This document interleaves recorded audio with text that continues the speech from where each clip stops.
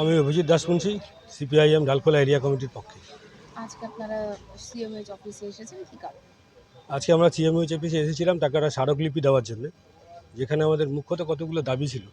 যে ডালখোলা আপনারা জানেন একটি মিউনিসিপ্যাল এরিয়া, তাহলে সেখানে একটি পিএইচসি দিয়ে তো আর জনসাধারণের স্বাস্থ্য পরিষেবা দেওয়া যায় না। সেখানে ন্যূনতম পক্ষে একটা স্টেট জেনারেল হাসপাতালের মতো পরিকাঠামো থাকার কথা।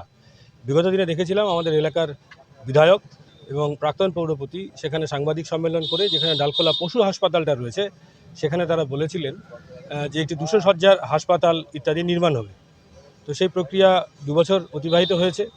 তারপরে গত ফেব্রুয়ারি মাসের 2 তারিখে চিফ ইঞ্জিনিয়ার সাহেবও সেখানে গিয়েছিলেন, তিনিও প্রেস মিট করেছেন।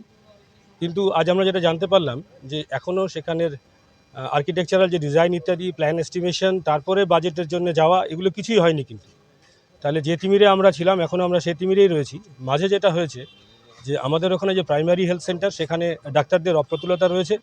আজকে সিএমএইচ সাহেবের সঙ্গে যখন আমাদের আলোচনা হলো, তিনিও একই কথা বললেন যে 2জন অ্যাডিশনাল মেডিকেল অফিসার দিয়ে কোনো রকমে আমরা চালাচ্ছি এবং আরও কতগুলো ডাক্তার অ্যাপয়েন্টমেন্টের প্রক্রিয়ার মধ্যে আছে। তিনি বললেন আগামীতে যদি অ্যাপয়েন্ট হয়ে যায় তাহলে আমাদের নাগরিকেরা সেই পরিষেবাগুলো পাবে এবং নার্সও অপ্রতুল সেখানে কাজেই। এবং এর আগে আমাদের ওখানে একটা নিউট্রিশন রিহ্যাবিলিটেশন সেন্টার ছিল, সেটা নিয়েও আজ আমাদের এই স্মারকলিপিতে দেওয়া ছিল, যেটা দীর্ঘদিন বন্ধ ছিল, 6 মাস যাবৎ বন্ধ ছিল। তো তিনি আমাদের জানালেন যে কিছু টেকনিক্যাল কারণে, অর্থাৎ কিছু বিল বাকি ছিল, তাতে করে ওটা একটু বন্ধ ছিল, সেটা আবার পুনরায় চালু হয়েছে। তো এটা আমাদের এলাকায় অপুষ্টিতে ভোগা বাচ্চাদের জন্য সত্যিই ভালো খবর। আর আমাদের যেটা আরেকটা কথা ছিল যে যারা প্রসূতি মা, তাদের বাচ্চাদের প্রসবের ব্যাপারটা যাতে দেখা হয়, ওই একই রকম ডাক্তারদের অপ্রতুলতার কারণেও আমাদের সেই কেন্দ্রে সেগুলো সঠিকভাবে হয়ে ওঠে না আর কি।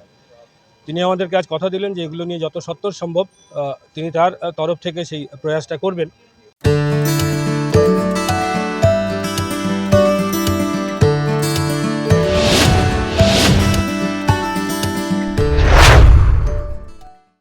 Wait. So this was your wedding look. Oh my god, Tammy, you look pretty. Dhaka থেকে যখন আইছিলাম এ হগল আমার মা আমারে পরায় দিছিল। It's so authentic, Tammy. I will go for this look. But what about my goina? সাদা রঙের রুমালটিতে গোলাপি রঙের কাজ, সব মিলিয়ে দারুণ হবে নতুন কনের সাজ। আমার গয়না আমার শ্রী ঢাকা জুয়েলার্স, আভিজাত্যের গয়না।